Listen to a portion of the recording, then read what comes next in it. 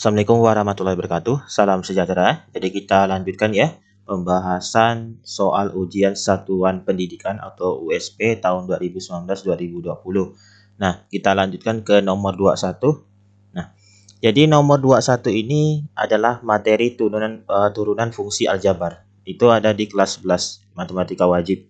Nah, jadi untuk menyelesaikan soal ini ya, ini kan tentukan turunan pertama dari fungsi fx sama dengan 2x kuadrat tambah 1 dikali 4 dikurang 5x pangkat 3. Nah, jadi ini kita bisa gunakan sifat perkalian. Misalkan kayak gini. Y sama dengan U dikali V gitu ya. Maka nanti turunnya itu sama dengan Y absen sama dengan U absen V ditambah UV absen gitu. Nah, jadi Y absen ini maksudnya turunan pertamanya gitu. Nah, jadi dari soal ini kita misalkan dulu. Misal U-nya itu adalah 2x kuadrat tambah 1 gitu. Maka U absen. Nah, turunan, ingat ya turunan. Turunan itu cara mencarinya kayak gini. Jadi misalkan kalau kita punya Y sama dengan X pangkat N ya, AX pangkat N, maka nanti Y absen itu sama dengan A dikali N, X pangkat N dikurang 1. Jadi nanti koefisien X pangkat N-nya kita kalikan dengan A gitu ya. Ke pangkatnya kita kalikan dengan A. Lalu nanti X-nya kita pangkatkan dengan N dikurang 1. Pangkatnya kita kurangi 1. Begitu. Nah, jadi untuk turunan 2x kuadrat tambah 1 berarti ini 2 dikali 2 kan? Jadi 4. Nah, 4. Lalu X-nya pangkat 2 dikurang 1. 2 kurang 1 berapa? Tinggal 1. Ya, jadi 4X. Nah, lalu 1 ini kan tidak ada variabel X-nya. Berarti kalau diturunkan jadi 0. Ya udah, jadi tetap 4X gitu. Gitu ya. Nah, lalu V itu adalah 4 dikurang 5x pangkat 3. Nah, berarti V absen sama dengan 4 kalau diturunkan jadi 0. Gitu ya. Nah, sekarang negatif 5x pangkat 3. Berarti negatif 5 kali 3. Negatif 15. X pangkat 3 kurangi 1. Jadi 2. Gitu. Nah, kita sudah dapat nih U absen sama V absennya. Sehingga F absen X sama dengan U absen V ditambah UV absen sama dengan, nah berarti ini 4X kita kalikan dengan V. V adalah 4 dikurang 5X pangkat 3 gitu ya, ditambah U nya adalah 2X kuadrat tambah 1. Nah, dikali V absennya adalah negatif 15X kuadrat. Nah, seperti itu. Nah, jadi jawabannya yang mana nih? Yang B ya. Nah, itu. Bisa dipahami ya. Nah, itu salah satu sifat turunan. Jadi ada 5 sifat lainnya yang harus kalian pahami. Silakan dibuka materi kelas 11-nya ya. Oke. Nah, nomor 2 itu juga materi turunan, tapi ini aplikasi turunan. Terutama ini menentukan fungsi naik dan fungsi turun. Jadi konsepnya sama. Pertama kita harus cari dulu turunan dari fx ini. Jadi f absen x-nya sama dengan. Nah, jadi kita turunkan masing-masing. X pangkat 3 kalau kita turunkan berarti ini kan 1 depannya kan. Dikali 3 berarti 3. X pangkatnya kurang 1 jadi tinggal 2. Dikurang 3 kali 2 6. Nah, pangkatnya kurang 1 tinggal X. Nah, negatif 9 kalau kita turunkan jadi 0. Nah, seperti itu. Udah dapat turunannya. Nah, sekarang fx turun ya jika f absen x-nya kurang dari 0 gitu. Nah, itu konsep fungsi turun ya. Jadi f absen x-nya kurang dari 0. Nah, nanti ada juga f absen x-nya itu lebih dari 0. Berarti itu fungsi naik gitu. Nah, berarti f absen x-nya kurang dari 0 berarti 3x kuadrat dikurang 6x kurang dari 0. Nah, ini kita bagi 3 ya. Berarti ini x kuadrat dikurang 2x kurang dari 0. Nah, selanjutnya kita keluarkan, kita faktorkan. Berarti ini keluarkan x-nya, buka kurung, x dikurang 2 kurang dari 0 gitu. Nah, selanjutnya ini kita menggunakan pembuat nol sama di pembahasan sebelumnya. Pertidaksamaan itu. Jadi kita harus cari pembuat nolnya. Pembuat nol, saya ulangi bahwa berapa nilai X supaya fungsi ini akan jadi nol. Yang pertama tentu X-nya sama dengan nol kan? Ya kan? Kalau X-nya nol, berarti nol ini dikali dengan nol dikurang 2 berarti tetap jadi nol. Yang selanjutnya adalah X sama dengan 2. Nah, jelas. Kalau ini X-nya 2, berarti 2 dikurang 2 jadi 0. Nah, 0 dikali berapapun jadi 0. Gitu. Nah, selanjutnya kita buat garis bilangan. Nah, kita urutkan dari yang paling kecil ke yang besar. Jadi ini 0, yang ini 2. Gitu. Nah, selanjutnya apa? Masih ingat? Kita menggunakan titik uji. Titik ujinya bebas. Yang penting jangan 0 dan 2. Ya. Misalkan X-nya sama dengan 3. Gitu. Berarti 3 ini kita masukkan ke X dikali X kurang 2. Berarti 3 dikali 3 kurang 2. Maka akan sama dengan 3 kali 1. Sama dengan 3. 3 ini kan positif ya. Nah, 3 positif. X sama dengan 3 ini kan berada di sini. Di sebelah kanan. Ya. Di sebelah kanannya 2. Berarti sebelah kanan 2 itu positif semua. Gitu. Nah, di antara 0 sampai 2 pasti negatif. Nah, selalu selang-seling seperti ini. Setelah negatif, nah ini positif. Gitu. Nah, sekarang yang diminta adalah kurang dari 0. Kurang dari 0 adalah negatif. Nah, ini.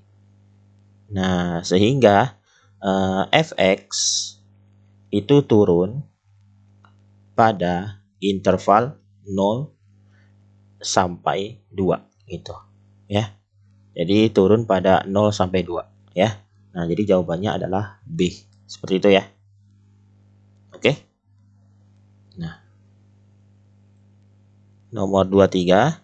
Nah, 23 ini juga aplikasi turunan ya. Jadi pengembang membangun sebuah perumahan dengan biaya proyek per harinya itu 4x dikurang 32 ditambah 250 dibagi X Rp100.000 dalam waktu X hari. Agar biaya proyek itu bisa ditekan seminimal mungkin, maka proyek tersebut harus selesai dalam beberapa hari. Nah, jadi kayak gini.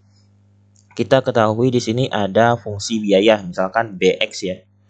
Nah, itu adalah 4x dikurang 32 ditambah 250 per X gitu.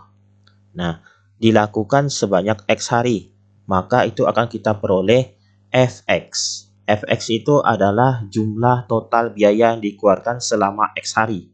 Sehingga Fx ini rumusnya Bx dikali X, ya kan? Biaya yang dikeluarkan selama X hari. Nah, maka kita dapatkan ini adalah 4x dikurangi 32 ditambah 250 per x dikalikan dengan x gitu. Maka ini sama dengan 4x dikali x jadi 4x kuadrat. Dikurang 32 dikali x 32x. Nah, 250 per x dikali x jadi 250. Seperti itu. Nah, udah dapat seperti ini. Agar kita bisa mendapatkan nilai fx yang sekecil mungkin, gitu. Berarti x-nya berapa? Kayak gitu maksudnya. Jadi kita bisa gunakan turunan. Nah, itu yang dinamakan titik stasioner. Jadi titik stasioner itu nantinya kita harus cari dulu fx, f absen x-nya. Nah, f absen x sama ya. Berarti 4x kuadrat kalau diturunkan jadi 8x. Dikurangi 32x berarti 32. 250 jadi 0. Nah, itu. Nah, titik stasioner. Nah, ini f absen x-nya sama dengan 0. Nah, itu. Jadi kalau tadi kan fungsi turun itu f absen x-nya kurang dari 0 kan? Kalau fungsi naik lebih dari 0. Nah, tapi kalau sama dengan 0 itu disebut titik stasioner. Titik stasioner itu yang kalian kenal dengan titik balik atau titik puncak atau titik maksimum, titik minimum. Seperti itu. Nah, berarti ini 8x dikurangi 32 sama dengan 0. Berarti 8x sama dengan 32. X sama dengan 32 dibagi 8 sama dengan 4. Jadi, agar seminimal mungkin, maka akan diperoleh atau harus dikerjakan dalam 4 hari. Nah, ini ya. Oke, Nah, jadi jawabannya adalah C. Itu. Gimana? Bisa dipahami ya? Nah, nanti seandainya nanti kalian, ini kan X-nya tunggal ya, hanya satu. Udah pasti ini jawabannya. Jadi kalau seandainya nanti kalian mendapatkan nilai X-nya lebih dari satu, nah itu harus diuji. Kalian ujinya masukkan ke fx-nya. Nanti hasil yang paling tinggi itu maksimumnya berarti. Tapi kalau yang paling rendah berarti minimumnya. Seperti itu. Ya. Nah, ini kita tidak perlu menguji lagi karena X sama dengan 4 ini tunggal. Ya, tidak ada X lain lagi gitu. Ya. Oke.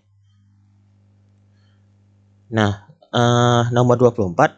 Nomor 24 ini materi integral. Sama ya di kelas 11. Nah, jadi caranya ini kita bisa gunakan integral substitusi. Jadi teknik integral itu kan ada dua, substitusi sama parsial. Nah, ini kita menggunakan substitusi.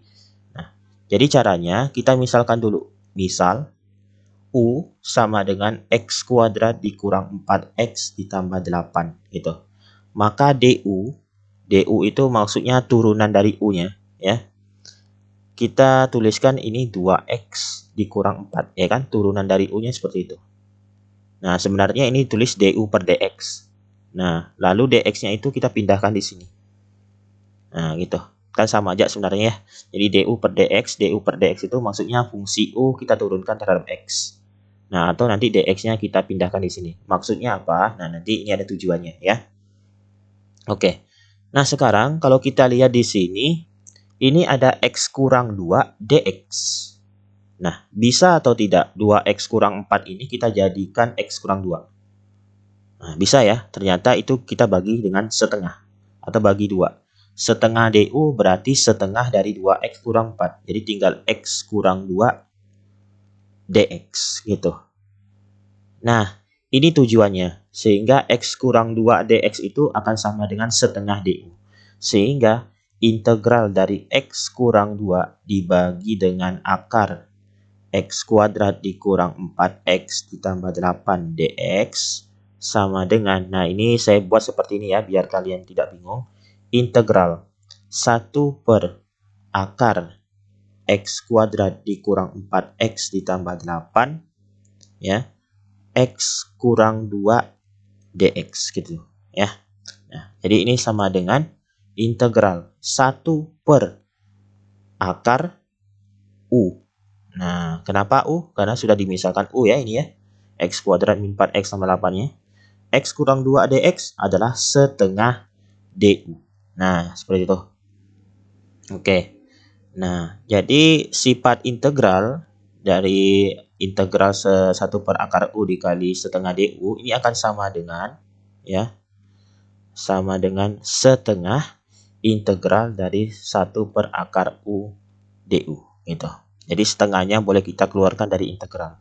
Jadi ini sama dengan setengah integral 1 per akar U ini berarti itu adalah U pangkat setengah ya. Nah, itu kalian bisa belajar di bentuk pangkat ya atau eksponen. DU lalu setengah. Nah, berarti ini integral dari U pangkat negatif setengah DU ya.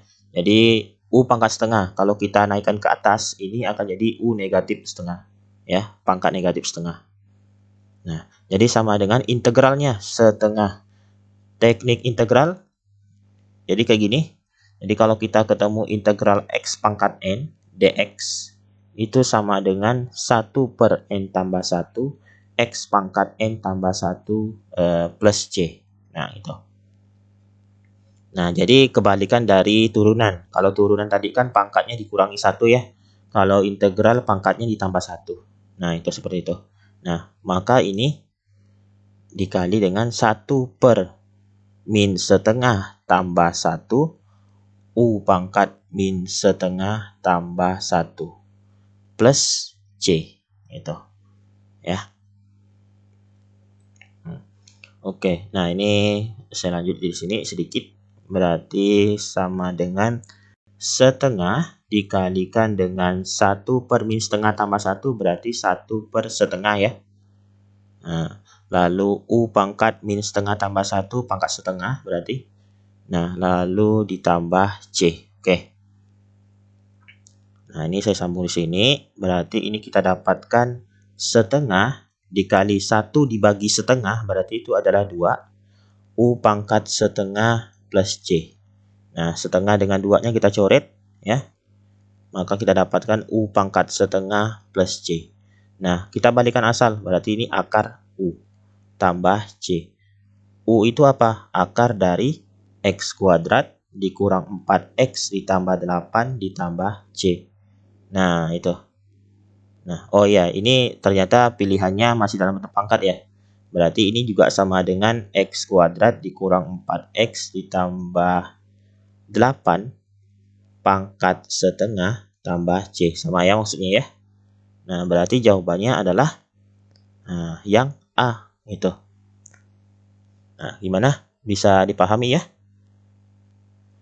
Oke, nanti silakan dipelajari lagi di materi kelas 11 integral. Nah, oke. Yang nomor 25. Nah, 25 ini pada segitiga lancip DEF diketahui panjang sisi DF 4, DE-nya 5, cos E-nya 4/5. Maka nilai cos F-nya berapa? Nah, ini materi kelas 10 matematika wajib trigonometri ya. Nah, itu nanti kita bisa gunakan aturan sinus. Nah, ada aturan sinus, ada aturan kosinus. Nanti kalian bisa pelajari di materi kelas 10 ya. Oke, jadi ini kita gambarkan dulu ya. Nah, ini misalkan saya gambarkan segitiga sembarang. Nah, tapi ini segitiga lancip gitu. Nah, misalkan ini D ya, D, E, F gitu ya. Nah, lalu DE-nya itu 5 ya, 5 cm, DF-nya itu 4 gitu. Nah, kalau cos E-nya di sini ya, itu adalah 4/5.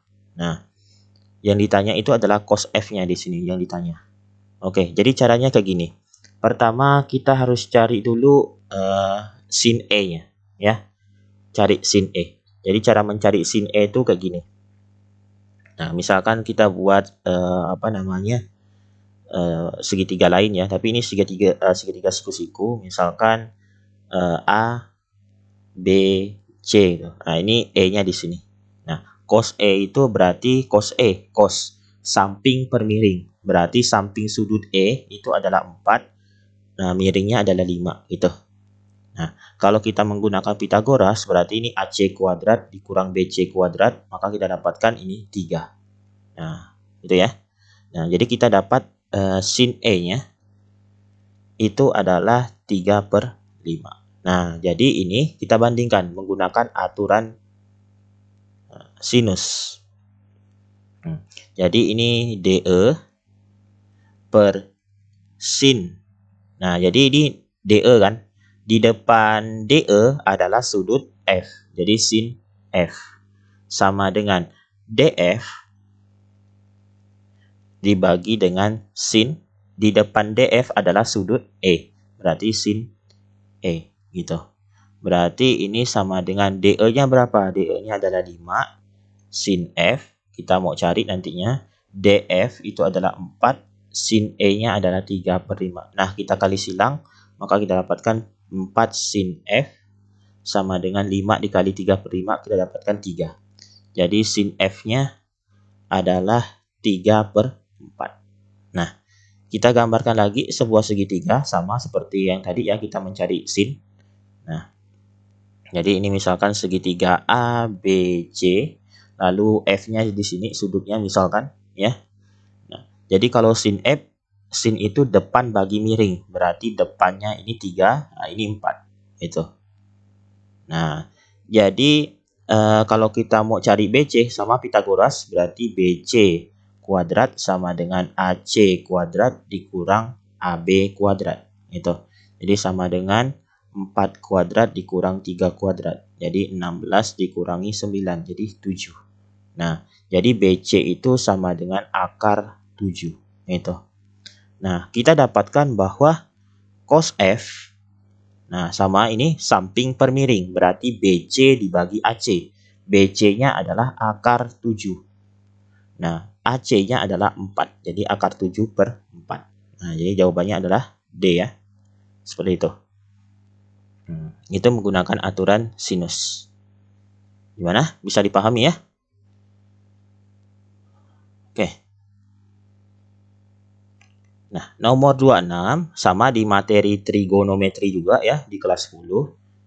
Aturan, ini nanti pakai aturan kosinus nih. Sebuah kapal berlayar dari pelabuhan A ke pelabuhan B sejauh 40 mil dengan arah 50 derajat. Nah, ini dari pelabuhan A ya gitu maksudnya. Kemudian berputar haluan menuju pelabuhan C sejauh 70 mil dengan arah 170 derajat dari pelabuhan B. Jarak terdekat pelabuhan A ke pelabuhan C itu berapa mil? Nah, jadi ini gambarnya seperti ini ya. Nah, ini ada pelabuhan A seperti ini. Nah, jadi kapal ini mau berlayar ke pelabuhan B dengan arah 50 derajat. Arah 50 derajat itu kita hitungnya ini berdasarkan arah utara. Nah, ini 50 derajat. Nah, gitu. 50 derajat itu kira-kira seperti ini gitu ya. Nah, ini pelabuhan B-nya berarti berada di sini. Nah, gitu ya. Nah, lalu dari ini kan berarti 40 mil ya. 40 mil. Nah, dari pelabuhan B mau ke pelabuhan C. Jadi berputar dengan arah 130 derajat. 170. Nah, ini sama arah diukurnya dari arah utara. 170 derajat itu berarti kira-kira ke sini. Nah, kan 180 derajat kan lurus seperti ini ya. Nah, jadi 170 derajat itu kira-kira seperti inilah ya. Nah, jadi ini 170 derajat gitu. Nah, ke pelabuhan C sejauh 70 mil. Nah, 70 mil. Nah, ini pelabuhan C-nya. Jarak terdekat dengan pelabuhan A itu berapa? Nah, ini yang ditanya. Oke. Jadi langkah pertamanya kita harus mencari sudut yang berada di sini nih. Nah, jadi caranya itu ini adalah sudut dalam sudut sepihak gitu ya, dalam sepihak. Jadi sudut dalam sepihak itu berarti ini sama dengan 180 derajat dikurangi 50 derajat. Jadi kita dapatkan adalah 130 derajat. Itu. Ya, itu sudut dalam sepihak. Nah, kalian bisa pelajari di materi SMP nantinya. Ya. Nah, ini 130 derajat, yang ini 170 derajat. Kalau kita sambung nih, ini satu putaran, ya. Nah, ini satu putaran nantinya. Ya kan? Nah, satu putaran. Jadi ini 130, ini 170. Berarti ada 300. Sisanya berapa? Sisanya berarti adalah 60. Nah, jadi itu satu putaran 60 derajat. Sehingga ini kita bisa gunakan aturan kosinus. Aturan kosinus. Nah, aturan kosinus itu seperti ini. Jadi AC yang ditanyakan kan? Jadi AC kuadrat sama dengan dua sisi yang diketahui lainnya, yaitu AB dan BC. Jadi ini AB kuadrat ditambah BC kuadrat dikurang 2 kali AB BC gitu cos B di depannya. Nah, cos sudut di depan AC. AC itu kan di depannya adalah sudut B kan 60 derajat nantinya. Nah, ini sama dengan AB kuadrat berarti 40 kuadrat ditambah 70 kuadrat dikurang 2 kali 40 dikali 70 cos 60. Nah, ini sama dengan 1600. 4900 dikurangi, nah ini 2 dikali 2800 cos 60 itu setengah ya. Masih ingat ya, cos 60 itu adalah setengah. Jadi 2 ini kita coret, maka kita dapatkan ini adalah 6500 ya dikurangi 2800. Maka kita dapatkan adalah 3700 ya, 3700 sorry. 3700. Nah, oke. Nah, oke, dapat 3700 sehingga AC itu sama dengan akar dari 3700. Jadi sama dengan 10 akar 37. Nah, jelas ya? Akar 3700 itu adalah 10 akar 7. Karena kan 3700 ini kan 37 kali 100 kan. akar 100 itu kan 10. Nah, 10 akar 37. Nah, berarti jawabannya adalah E gitu. Bisa dipahami ya? Oke. Nah, sekarang ini. Jadi, ini soalnya nomor ke-27. Diminta bersamaan grafik fungsi ini itu apa? Nah, jadi kalau kalian ketemu grafik seperti ini ada dua kemungkinan. Ini bisa grafik sin ya, atau grafik cos. Itu, karena bentuknya seperti gelombang seperti ini. Nah, tapi karena pilihannya itu semuanya sin, ya udah kita pakai bentuk umum fungsi sin gitu ya. Nah, jadi ini kita buat Y sama dengan A sin K X plus minus alfa ditambah B gitu. Nah, jadi kita cari nih masing-masing. Nah, A ini adalah amplitudo. Amplitudo itu adalah besar simpangan terbesar dari titik seimbangnya. Nah, jadi cara mencari amplitudo itu seperti ini. Jadi mutlak dari A. Ya, ini A-nya itu harus positif. Mutlak dari jarak antara nilai maksimum ya dikurangi nilai minimum ya. Oke. Dibagi dengan 2 itu. Nah, itu rumus dari amplitudo untuk mencari amplitudo. Jadi nilai maksimumnya berapa? Nah, ini grafik ini nih, maksimumnya berada di 1. Berarti ini adalah 1 dikurangi. Nilai minimumnya berapa? Nah, ini adalah negatif 3. Berarti 1 dikurangi negatif 3 dibagi 2. Nah, sama dengan, nah ini 1 berarti tambah 3 kan jadi 4 bagi 2. Ini jadi 2 ya. Nah, jadi amplitudonya 2. Nah, lalu kita bisa juga cari K-nya. K ini koefisien dari X nanti. Nah, jadi cara mencari K itu langkah pertama kita harus tentukan periode. Periode ini kita bisa lihat di grafiknya. Jadi kalau grafik sin atau grafik cos itu satu gelombang. Jadi satu gelombang itu maksudnya ada bukit seperti ini, nah, ada lembah seperti itu. Jadi kalau kita lihat seperti ini, maka ini kan kita bisa fokusnya di sini nih. Nah, fokusnya di sini. Nah, 30 derajat sampai 120 derajat, ya kan? Ini kan kalau grafik yang ini kita gabung dengan ini akan jadi satu bukit. Nah, ini lembah. Jadi di antara 30 sampai 120. Jaraknya berapa? Berarti adalah 90 derajat. Seperti itu. Jadi periodenya itu adalah 90 derajat. Nah, periode ini rumusnya adalah 360 derajat dibagi K. Nah, sehingga K itu sama dengan 360 derajat dibagi T. Itu. 360 derajat berarti dibagi dengan 90 derajat. Jadi dapat 4. Nah, sudah dapat K-nya. Lalu B. B itu adalah ini ya, maksudnya titik seimbangnya. Titik seimbangnya itu kita bisa menggunakan cara mencari titik tengah di antara 1 dengan min 3. Nah, gitu. Jadi ini B itu kita akan mencari titik tengahnya. Jadi 1 ditambah min 3. Jadi nilai maksimum ditambah nilai minimum kita bagi 2. Nah, beda ya dengan amplitudo. Amplitudo itu jarak. Jadi kita gunakan rumus pengurangan. Tapi kalau B ini titik tengahnya kita menggunakan aturan penjumlahan. Nah, jadi ini kita dapat min 2 bagi 2. Jadi min 1. Seperti itu. Nah, dapat ya. Nah, adalah min 1. Nah, berarti yang tersisa adalah alfa. Nah, alfanya kita belum dapat. Jadi cara mencari alfa itu, nah ini kan kita dapat rumusnya sampai di sini adalah Y 2 sin. K-nya 4. Nah, X-nya misalkan saya gunakan plus ya, alfa dikurangi 1. Nah, jadi sampai di sini kita dapatnya. Nah, cara mencari alfa mudah. Kita tinggal ambil salah satu titik, misalkan 30 derajat, 1. Nah, ini kan titiknya adalah 30 derajat, 1. Nah, itu. Kita ambil, kita uji. nanti dapat alfanya. Nah, berarti 30 derajat, 1 itu berarti Y-nya adalah 1, 2 sin 4. Nah, X-nya itu adalah 30 derajat. Itu.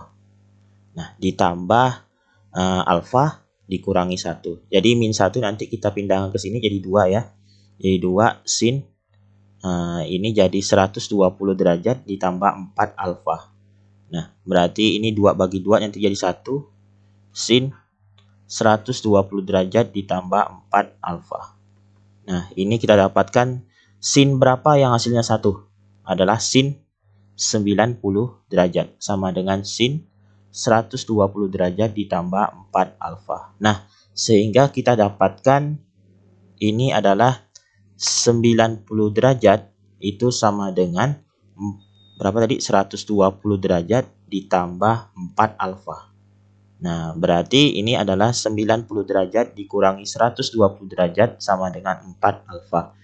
Nah, negatif 30 derajat 4 alfa. Jadi alfanya sama dengan negatif 30 derajat dibagi 4. Oke. Nah, berarti ini Y sama dengan 2 sin 4 dikali X dikurangi alfanya adalah 30 derajat bagi 4 dikurangi 1. Nah, Y sama dengan 2 sin 4 dikali X, 4X dikurangi ini berarti 30 derajat dikurangi 1. Nah, jadi jawabannya yang mana? Berarti 2 sin, nah ini ya. Nah, yang C berarti. Ini jawabannya C.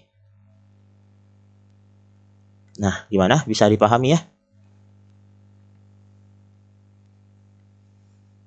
Oke. Nah, jadi itu kalian bisa pelajari lagi di materi matematika wajib kelas 10. Nah, kita lanjut ke soal nomor 28 ya. Nah, nomor 28 ini materi dimensi 3. Nah, sudah kita pelajari di matematika wajib kelas 12. Nah, oke.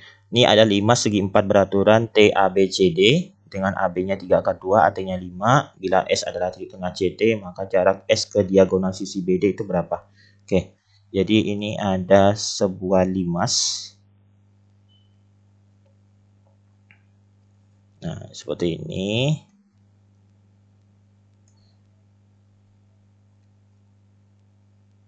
Oke, ini T, yang ini A, B, C, D gitu. Nah, jadi AB-nya itu 3 akar 2, lalu AT-nya 5 ya. Ini AT-nya 5, berarti DT-nya juga 5 gitu ya. Nah, lalu S itu tengah-tengah CT. Nah, ini S di sini. Tentukan jaraknya ke BD. Nah, berarti yang ini ditanya. Oke. Nah, oke, itu ya.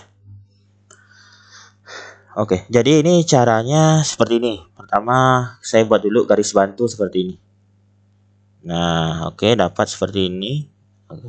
Nah, misalkan ini adalah O. Nah, sekarang ini misalkan saya sambung nih sampai di sini. Nah, ini nyambung ya. Berarti kita cari dulu AC.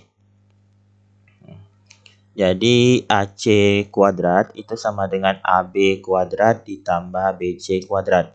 Jadi AB kuadratnya adalah 3 akar 2 kuadrat ditambah BC-nya adalah 3 akar 2 kuadrat. Jadi ini adalah 3918 tambah 18. Jadi ini 36. Jadi AC-nya adalah akar 36. Akar 36 berarti 6. Itu. Ya. Nah, jadi OC adalah setengah dari AC. Nah, maka adalah 3. Nah, berarti ini adalah 3 ya di sini ya. Oke. Nah, lalu kita mau cari OT.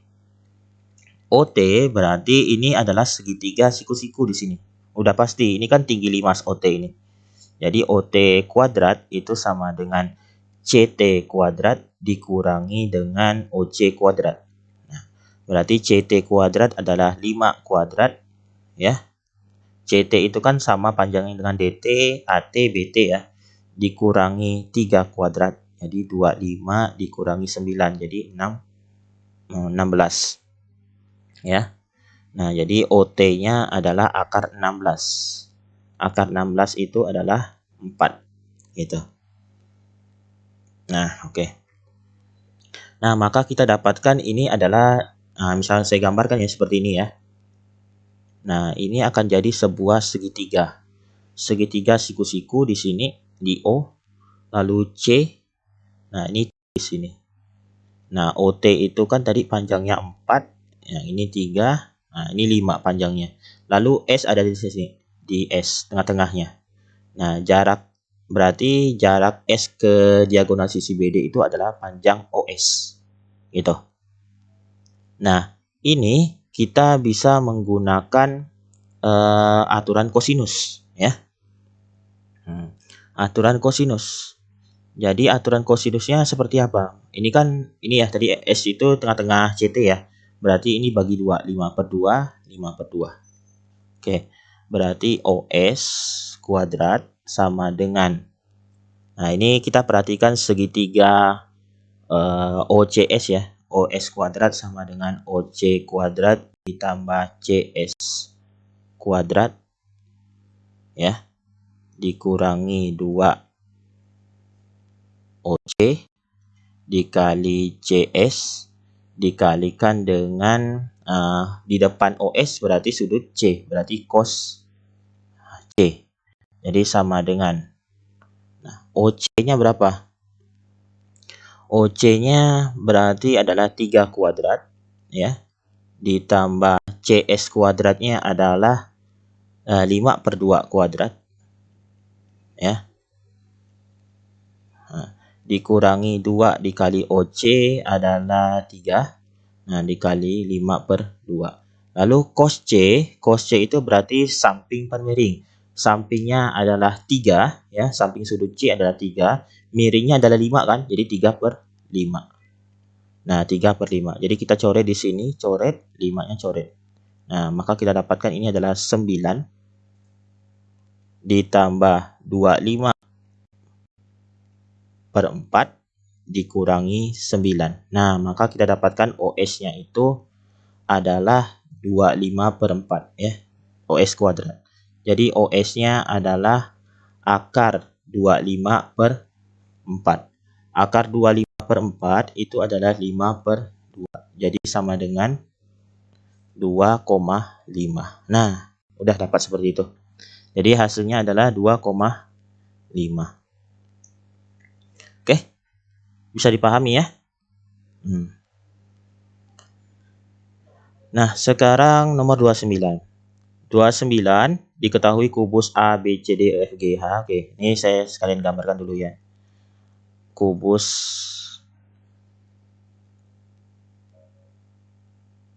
oke.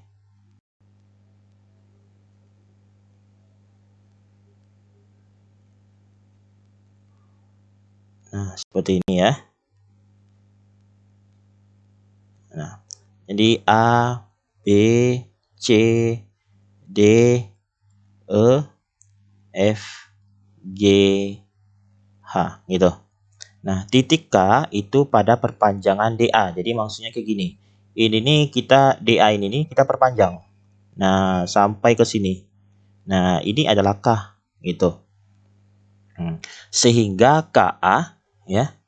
Sehingga KA itu setengah dari KD. Nah, berarti setengah dari KD. Nah, jadi kalau setengah dari KD berarti kalau AD-nya itu kan tadi X ya. Panjang lurusnya itu X. Berarti KD ini nanti panjangnya adalah 2X gitu. Nah, jadi KA dengan AD itu panjangnya sama. Nah, gitu. Jadi tentukan jarak titik K ke bidang BDHF. Nah, bidang BDHF itu yang ini. Nah, ini. Oke. Jadi cara mencarinya itu gimana? Jadi tetap sama konsepnya. Jadi kita proyeksikan titik K ini ke bidang BDHF secara tegak lurus. Nah, ini asumsi ya, asumsi dulu. Misalkan K ini saya buat seperti ini. Nah, kalau tegak lurus itu apa? Masih ingat? Itu sudutnya pasti 90 derajat ya. Nah, ini kalau kita perhatikan, ini kan BD ini membagi persegi ABCD jadi 2 ya. Sehingga kalau membagi 2 ini pastilah 45 derajat gitu. Ya kan? 45 derajat. Nah, karena ini apa namanya tadi, ini panjangnya X, yang ini juga panjangnya X, sama kan? Maka nanti B di sini juga sudutnya adalah 45 derajat. Sehingga 45 tambah 45 adalah 90 derajat. Jadi artinya KB ini, KB ya, jadi jarak titik K ke bidang BDHF ya, ini maksudnya jarak titik K ke BDHF itu sama dengan panjang KB. Nah, kenapa panjang KB? Karena KB itu tegak lurus dengan BDHF. Nah, ini buktinya 90 derajat. Sehingga panjang dari KB ya, panjang dari KB itu sama panjangnya dengan BD. Ya. Panjang BD itu berapa?